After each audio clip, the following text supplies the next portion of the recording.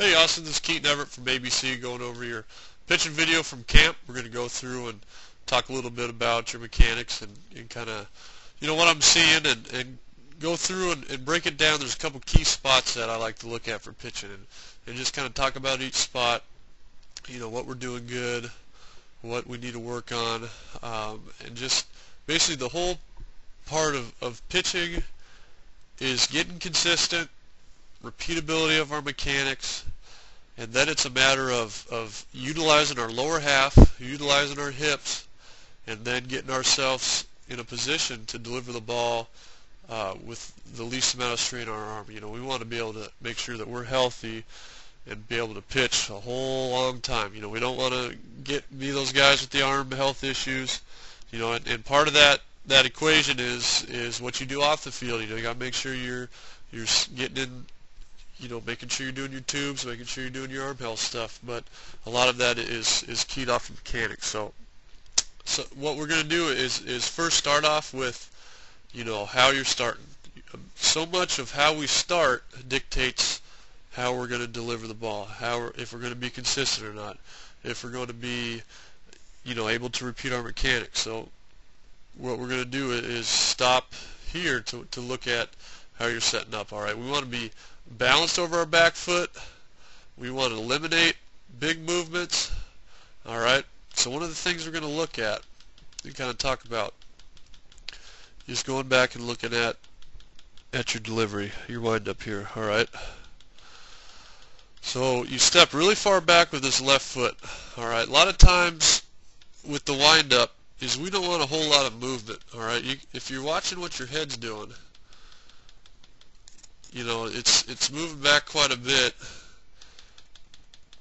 as you're starting up. All right, a lot of times what we like to see is, your foot kind of just move to the side, just either directly to the side, maybe a little bit back, but starting that delivery stepping back so much is going to cause just timing issues. It's going to create a little bit, inconsistencies. So just make it a little bit easier on yourself and just take a little bit less of a step. All right.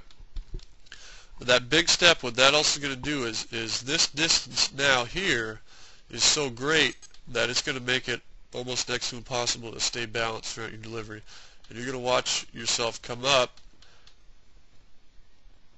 Let me mark your head real quick. So let's just say this is about over that back foot. And what you're going to see is you're going to see that head pop and kind of lead a little bit, and you're just not able to get consistent over that back leg just because it's such a big step back and then forward. So just eliminate that a little bit. All right. So now the next part, we're going to kind of look at your balance position and what your hips are doing. All right, so you're getting yourself in a good position to lead with your hips. All right, you got that leg turned back. All right, everything's looking good here. Your first movement's coming from your hips, which is good. I like to see that. All right, a lot of times you'll see this knee kind of swing open like a door hinge. All right, you're keeping it closed. You're driving. You got that heel turned a little bit back. All right, right now we're just looking at lower half. All right, we're going to talk about the upper half in a little bit. And then you're seeing yourself, you get really good extension. All right, that's good. So you're using your legs really well. All right, and now one of the things that you're going to start seeing is if you kind of put a little bit more weight on that ball of your foot, you're going to start seeing this back knee shift from kind of pointing out to sort of seeing that knee start to turn in a little bit. We're going to see this back foot kind of turn in a little bit earlier and give ourselves just a little bit more drive and a little bit more torque. All right, so right at foot strike, this is a solid position right here. Lower half, this looks really good. All right, so just the more that we can kind of stay a little bit more balanced, stay a little bit more on the balls of our feet, all right, the better off you're going to be. So lower half is getting pretty good. We just got to make sure that we're a little more balanced, and that's going to make it easier of just cleaning up that big step back. All right. So now let's shift our focus to the upper body. All right. Consistency, timing is where our hands, but we want our hands to break at the exact same time every time, and we want to make sure that they're breaking as that leg's going down. All right. So you're starting your body forward a little bit too much before those hands are breaking, all right? So you kind of swing the hands out away from your body, and then they break. You know, if you can kind of try to keep your hands right here and get that ball to break down instead of pushing that glove out and then down, that's going to be able to make yourself stay a little bit more on time, all right? So just kind of clean that up. Again, it's just a lot of movements are fine.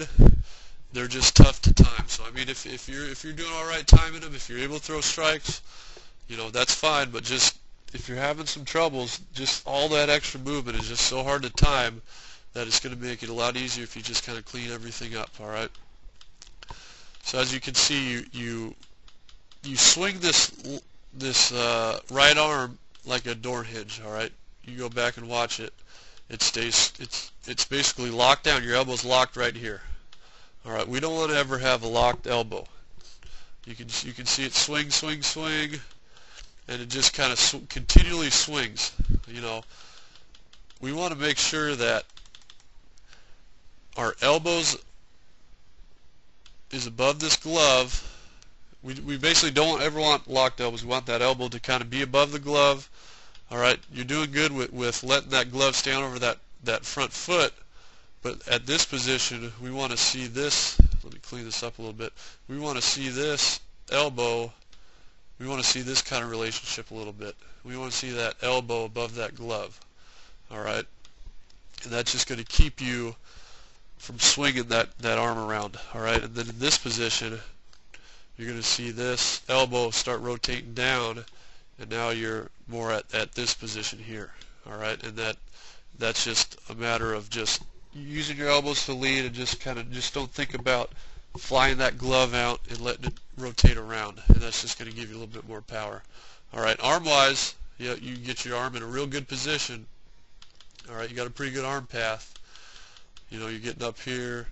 You're not getting, you know, it's not really dragging. It's not really getting out in front. These angles are pretty good. They're not, you know, rotated in too much or too far out. So everything's looking good here. You're getting yourself in a good solid position, and you're delivering the ball in a pretty good spot too. So everything's looking good arm health wise, all right? There's no red flags that is showing me that down the road something's going to pop up, you know, off the bat. So that's good. All right, through release, we're going to look at torque. So we want to make sure that we're getting our hip rotated forward at this before the left shoulder instead of at the same time. And right now for you, they're rotating at the same time. So you'll just kind of watch that. You see the hip rotate with the shoulder. All right. This is a big strength thing, and it's something that will come easier as you get older. But just to focus on it now, we want to see this hip pop open to this position, and this upper body hasn't even rotated yet. So you're back at this original position, and this front glove hasn't pulled open too. And part of that is your front glove swinging open a little bit, so that's what's causing that upper body to rotate with that lower body. We want the hip to go through first, and then that shoulder, and that's just going to make it a lot easier for you to get out front. All right, and then release, through release, you know, you're collapsing that back leg a little bit. We don't like to see a whole lot of angle in that back leg through delivery. You know, we want to see you drive through that back leg and get this, you know, you're standing up a little bit here through release. We want to try to see a little bit more angle in that back. We want to get out here. We almost want to see a straight angle between that back foot and that back, which will pick up a little bit more distance of release, and that's going to get you driving the ball a little bit more down the hill. So just stay through those legs a little bit longer. You know, all the way through that last big toe, that'll get you going a little bit farther out over the mound. But other than that, pretty solid. You know, just keep that front shoulder on line a little longer, and just try to clean up a little bit of those big movements, and that'll get you going a little bit more consistent. But you're in a good position. It looks good and healthy. So other than that, just those few little tweaks will help you out a lot. So hope you had a great time at camp. Hope you're having a great season. We look forward to seeing you again with ABC.